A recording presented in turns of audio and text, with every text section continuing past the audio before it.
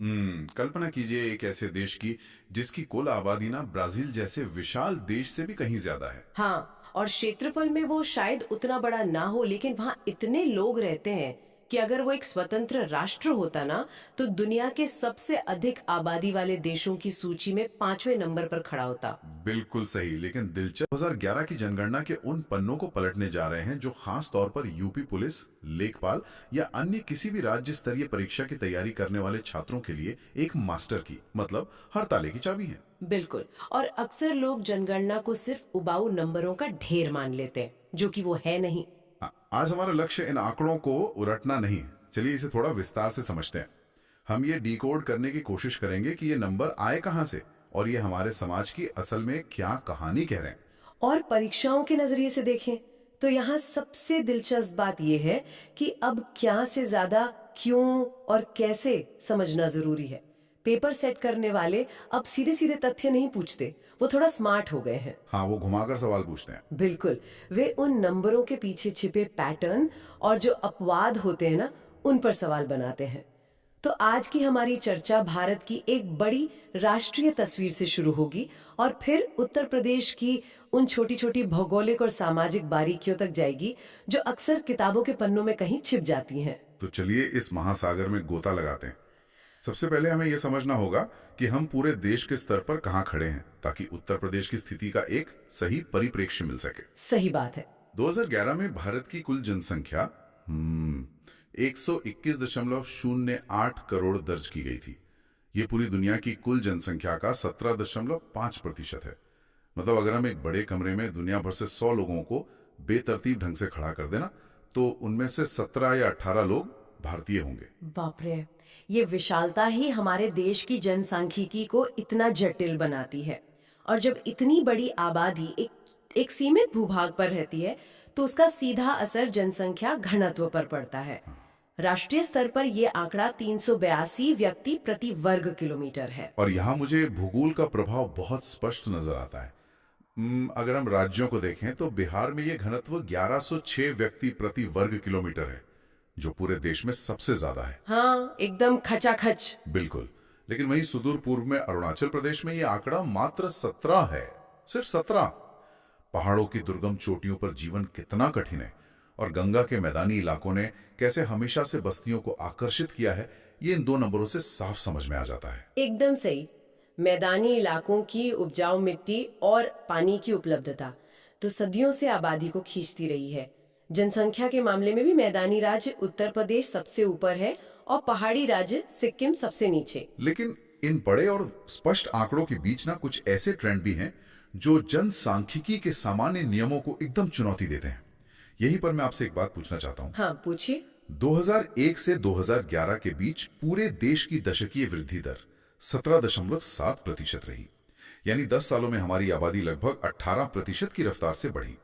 लेकिन नागालैंड एकमात्र ऐसा राज्य है जहां यह वृद्धि दर बढ़ने के बजाय नकारात्मक रही। ये हाँ। -0.6%। मतलब ये कोई छोटा मोटा अंतर नहीं है।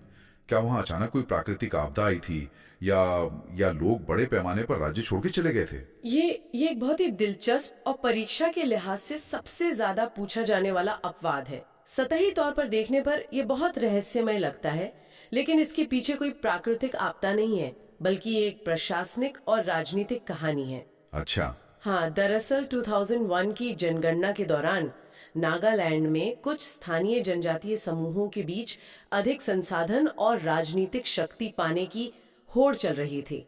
उस समय कई जिलों में जनसंख्या के आंकड़ों को जानबूझकर बहुत ज्यादा बढ़ा चढ़ाकर दर्ज कराया गया था। ओ, तो ये एक तरह का डेटा इन्फ्लेशन था। हाँ जी, मतलब फर्जी आंकड़े। ठीक कहा।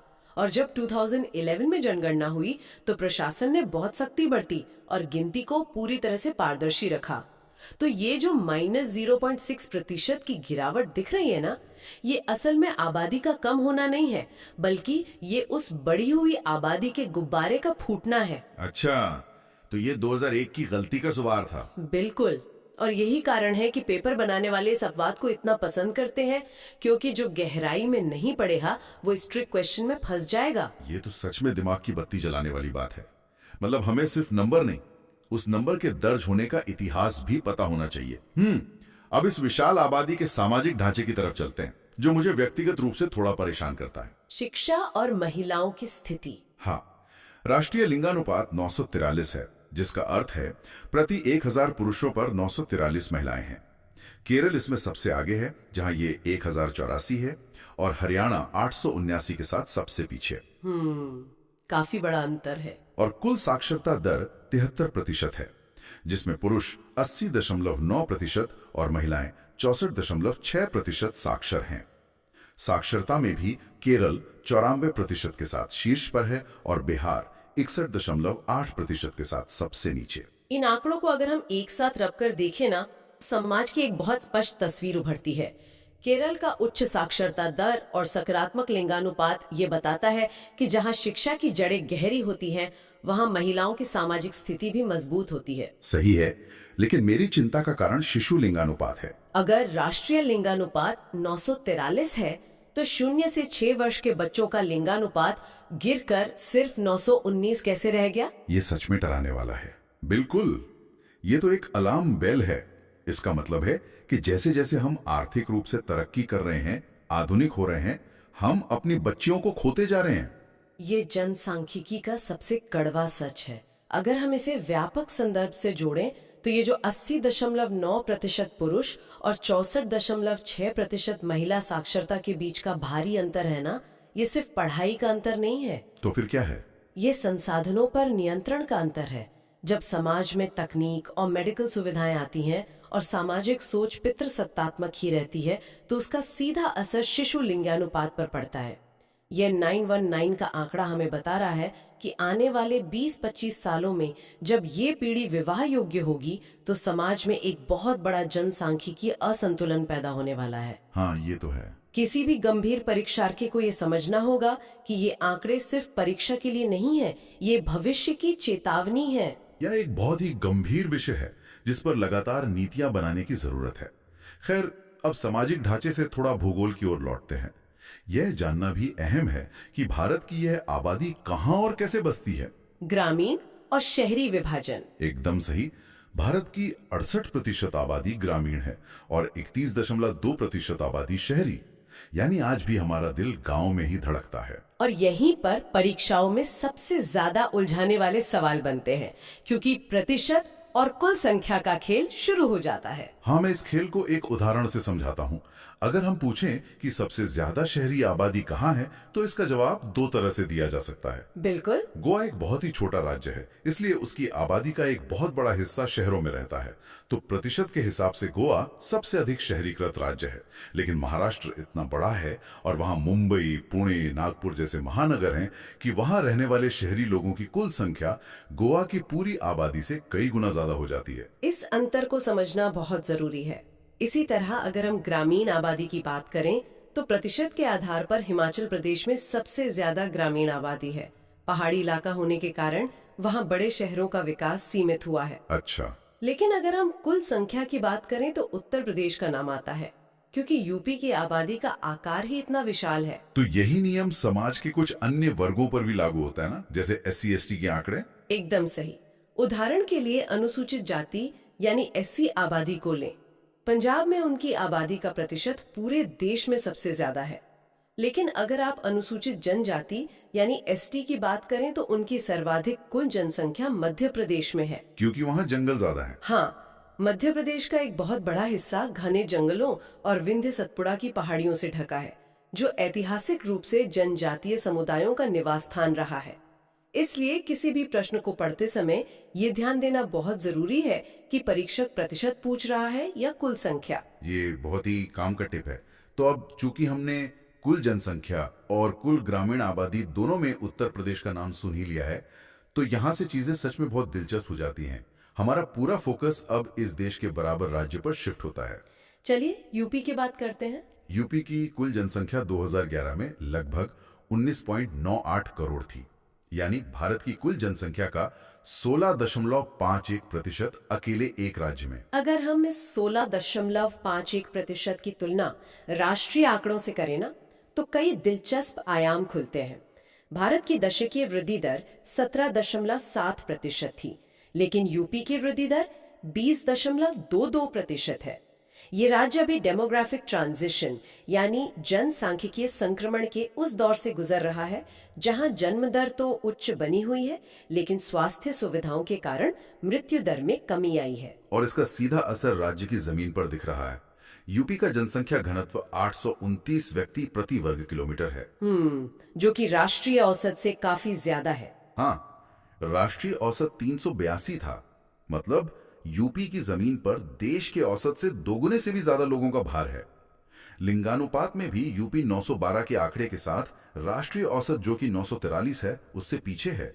और शिशु लिंगानुपात तो और भी चिंताजनक है, मात्र 902। साक्षरता की बात करें तो यूपी की कुल साक्षरता दर 67.7% है।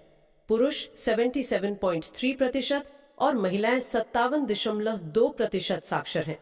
यहाँ भी राष्ट्रीय आंकड़ों से एक कदम पीछे होने की तस्वीर साफ दिखाई देती है। लेकिन यूपी इतना विशाल है कि इसे सिर्फ एक औसत आंकड़े से नहीं समझा जा सकता।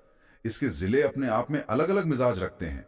चलिए राज्य के अंदरूनी चरम आंकड़ों, मेरा मतलब एक्सट्रीम्स को डिकोड करते हैं। बिल्कुल। जनसंख्या में प्रयागराज, जिसे पहले इलाहाबाद कहा जाता था, सबसे ऊपर है और सबसे कम आबादी बुंदेलखंड के महोबा जिले की है।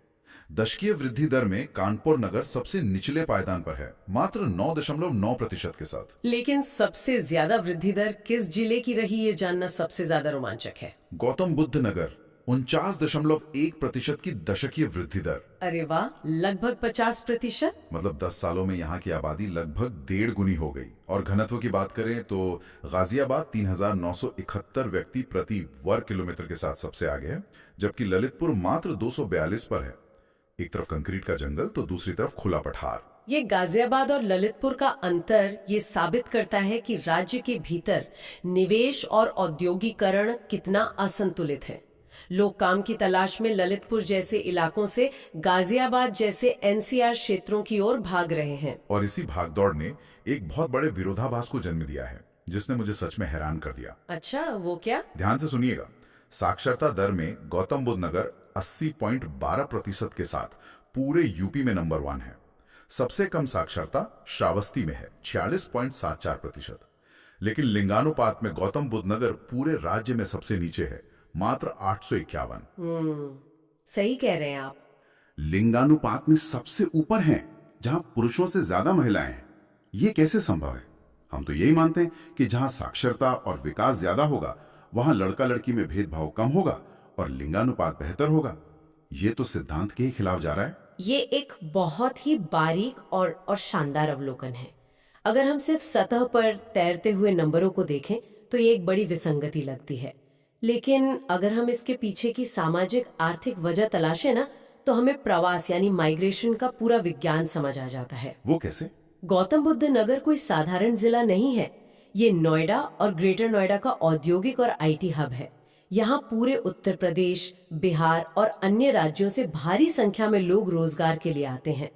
और हमारे समाज की बनावट ऐसी है कि जब पलायन होता है तो सबसे पहले घर का पुरुष काम की तलाश में शहर जाता है, जबकि उसका परिवार, पत्नी और बच्चे अक्सर गांव में ही रह जाते हैं। ओह, इसका मतलब गौतम बुद्ध नगर में लिंगानुपात इसलिए कम नहीं है कि वहां बच्चियां कम पैदा हो रही हैं, बल्कि इसलिए कम है क्योंकि वहां बाहर से अकेले पुरुष आकर बस रहे हैं। एकदम सटीक। इसे मेल डोमिनेटेड इन माइग्रेशन कहते हैं। पुरुषों की एक तरह से कृत्रिम बाढ़ आ जाती है वहां। समझ गया। और अब जरा जौनपुर और आजमगढ़ की स्थिति देखिए। ये वही जिले हैं जहां से ये पुरुष आबादी काम की तलाश में नोएडा, मुंबई या सूरत जाती है। जब बड़ी संख्या में पुरुष गांव छोड़ देंगे तो पीछे महिलाओं का अनुपात स्वतः ही बढ़ जाएगा। इसलिए वहां का लिंगानुपात 1024 दिखता है। ये तो बहुत ही शानदार स्पष्टीकरण है। मतलब साक्षरता का लिंगानुपात से जो सीधा संबंध हम किताबों में पढ़ते हैं, वो यहाँ औद्योगिक पलायन के कारण पूरी तरह से पलट गया है। परीक्षा में अगर ये सवाल आए तो कोई भी इसे बिना लॉजिक के रटने की गलती ना करे। यही कारण है कि क्यों जानना हमेशा क्या जानने से ज्यादा शक्तिशाली होता है। बिल्कुल। चलिए अब इस जनसांख्यिकी के कुछ और पहलुओं पर नजर डालते हैं। महिला साक्षरता की बात करें तो वो सबसे ज्यादा कानपुर नगर में है। यूपी की 77.73% आबादी ग्रामीण है और 22.27% शहरी। हाँ, और गाजियाबाद सबसे अधिक नगरीय जिला है और श्रावस्ती सबसे कम। और राज्य में कुल 7 ऐसे नगर हैं जिनकी आबादी 10 लाख से ज्यादा है, जिन्हें हम मिलियन प्लस शहर कहते हैं। इन 7 शहरों के नाम और उनकी प्रकृति समझना भी जरूरी है। लखनऊ जो प्रशासनिक राजधानी है, कानपुर नगर जो पुराना औद्योगिक हब है, गाजियाबाद और मेरठ जहां एनसीआर का प्रभाव है, आगरा और वाराणसी जो ऐतिहासिक और सांस्कृतिक केंद्र हैं, और प्रयागराज जो शिक्षा और न्यायपालिका का केंद्र है। तो ये शहर बस ऐसे ही बड़े नहीं हो गए। नहीं, ये शहर अचानक बड़े नहीं हुए। इनके पीछे एक मजबूत ऐतिहासिक और भौगोलिक कारण रहा है जो आज भी आबादी को अपनी तरफ खींच रहा है। सामाजिक वर्गों को देखें तो अनुसूचित जाति यानी एससी की सर्वाधिक जनसंख्या सीतापुर में है, लेकिन अनुसूचित जनजाति एसटी के मामले में एक बहुत ही खास जिला उभर कर आता है, सोनभद्र।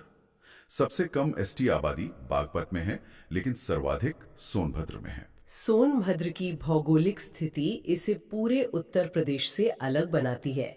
ये अकेला ऐसा जिला है जिसकी सीमाएं 4 राज्यों मध्य प्रदेश, छत्तीसगढ़, झारखंड और बिहार से मिलती हैं। अरे वाह, 4 राज्यों से। हाँ, ये पूरा क्षेत्र मध्य भारत की विंध्य और कैमूर पर्वत श्रृंखलाओं का हिस्सा है, जो कि भारत का एक प्रमुख जनजातीय बेल्ट है। इसलिए सोनभद्र का एसटी आबादी में सबसे ऊपर होना कोई आश्चर्य की बात नहीं, बल्कि भूगोल का सीधा परिणाम है। भूगोल और समाज का ये गठजोड़ सच में अद्भुत है। धर्म के आंकड़ों पर नजर डालें तो राज्य का सबसे बड़ा अल्पसंख्यक समुदाय मुस्लिम है, जो कुल आबादी का 19.26% है। और प्रतिशत के आधार पर सर्वाधिक मुस्लिम आबादी रामपुर में है और न्यूनतम ललितपुर में है। शिशु जनसंख्या जो 0 से 6 वर्ष की होती है, वो सर्वाधिक प्रयागराज में और न्यूनतम महोबा में है। अब मैं आज के सबसे महत्वपूर्ण और चौंकाने वाले आंकड़े पर आना चाहता हूँ। यह है कार्यशील आबादी का आंकड़ा। ये तो किसी भी राज्य की अर्थव्यवस्था की रीढ़ होता है। बिल्कुल। 2011 के आंकड़ों के अनुसार यूपी की कुल कार्यशील जनसंख्या का लगभग 59.3% हिस्सा कृषि और उससे जुड़े कार्यों में लगा है। 59.3%।